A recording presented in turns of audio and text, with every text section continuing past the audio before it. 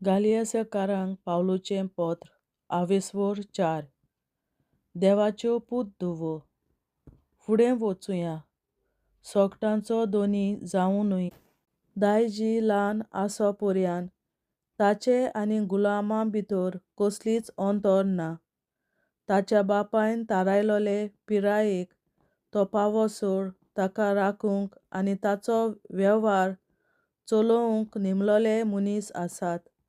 तेच परी आमी स्वताचे वळखीचे बाबतींत ल्हान आसल्यो तेन्ना श्रिश्टी चलयतात त्यो पदव्यो आमकां आपल्या गुलामपणांत दवरताल्यो. पूण नेमलोलो काळ व्हडलो तेन्ना देवान आपल्याच पुताक धाडलो. हो पूत एके बायलेतावन जल्मून आयलो आनी सुमृतीक काळ तो जियेलो. सुमृतीक काळ जियेतोल्यांक सुटका घेवन दिवचे खातीर आनी आमकां देवाचीं आपणायलोलीं भुरगीं करचे पासत देवान ताका धाडलो. आनी आतां आब्बा बापा असो उलो मारतालो आपल्या पुताचो आत्मो देवान आपणातावन धाडून आमच्या काळजांनी घाला. हें तुमी ताचीं भुरगीं म्हूण दाखोवन दिता. देखून तूं ह्या फुडें गुलाम न्हय, तूं पूत. तूं पूत म्हणटच देवान आपल्या भुरग्यांक दवरलोलें दायज तुजें. गालियासकारां विशीं पावलुची काळजी. आदीं तुमी देवाक वळखनासल्यात, देखून खरे देव न्हय तांचीं गुलामां तुमी जाल्यात. पूण आतां तुमी देवाक वळखल्या उपरांत, वो अशें म्हणल्यार अदीक बरें, देवान तुमकां वळखून घेतल्या उपरांत श्रिश्टी चलयतात त्या निर्भोळी आनी दळदिऱ्या पदव्यां वाटेन कशीं म्हूण तुमी परतून वेतात. कशीं म्हूण तुमी नव्यान तांचीं गुलामां जावंक सोदतात.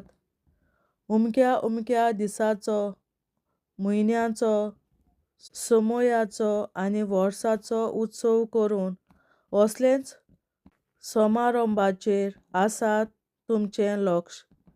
तुमचे मदें केल्लो कश्टी वावर सगळो फुकट गेलो काय? हो म्हजो हुस्को.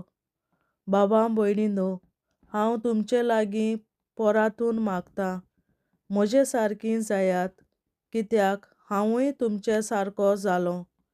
आदीं तुमी म्हाका कसलेंच वायट करूंक ना.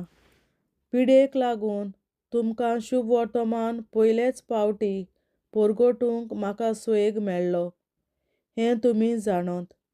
पूण म्हजी पिडा तुमकां भोव जड जावनूय तुमी म्हजी बेपरवा केली ना. न्हय म्हूण म्हाका पयस करूंक ना. उरफाटीं हांव एक देवदूत जाल्ले परी, होय, हांव खुद जेजू क्रिस्त जाल्ले परी तुमी म्हाका येवकार दिलो. तेन्ना तुमकां इतली खुशालकाय भोगताली ती सगळी खूंय पावली आतां? तुमचे विशीं हांवूच साक्षी दितां.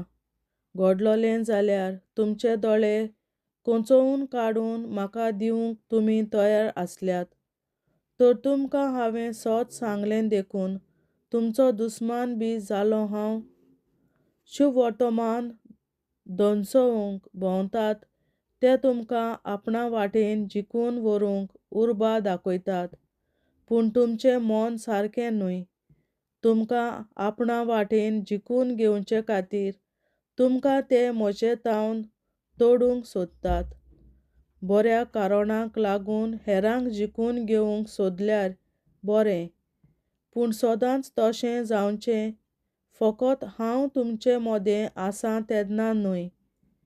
म्हज्या सुपुल्ल्या भुरग्यांनो, तुमचे सवें क्रिस्ताचो आकार पुरतो जायसर हांव तुमकां जल्म दिवंक नव्यान बोलांतरेचे वळवळे भोगतां.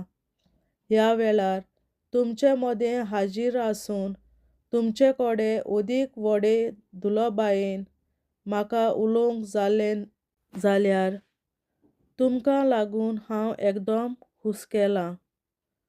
हागार आनी सारा हांची वोपार.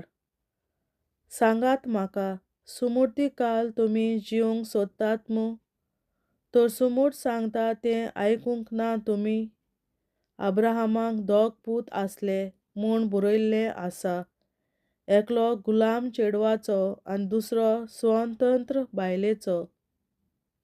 गुलाम चेडवाचो तो सैबाच्या नेमा पोरमोणें जल्मलो आनी स्वाधीन बायलेचो तो देवान अब्राहमाक केल्ले भासावणे उदेशीं जल्मलो.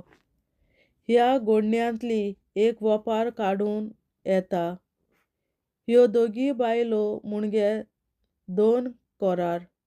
एक म्हणल्यार सिनाय दोंगरावेलो ताचो रूपकार हागार आनी ती आपल्या भुरग्याक गुलामां जावंक जल्मा हाडटा.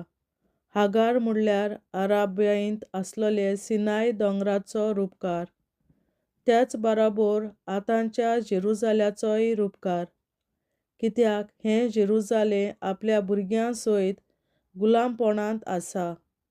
पूण आदीं सांगल्या ती स्वतंत्र बायल स्वर्गार तावन देंवलोल्या जेरुजाल्याचो रूपकार.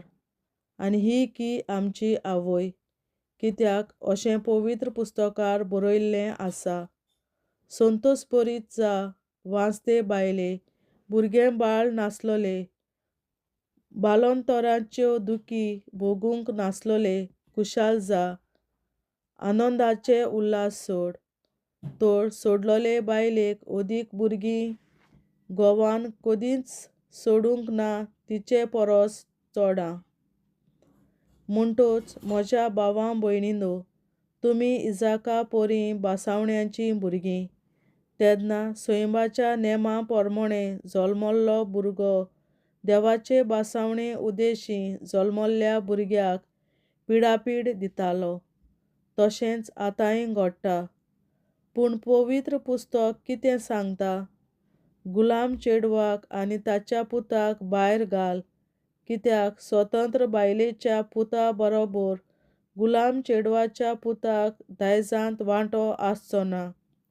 म्हणटूच भावां भयणींनो, आमी गुलाम चेडवाचीं भुरगीं न्हय, पूण स्वतंत्र बायलेचीं. देवाचें उतोरें. देवाचे व्हड उपकार.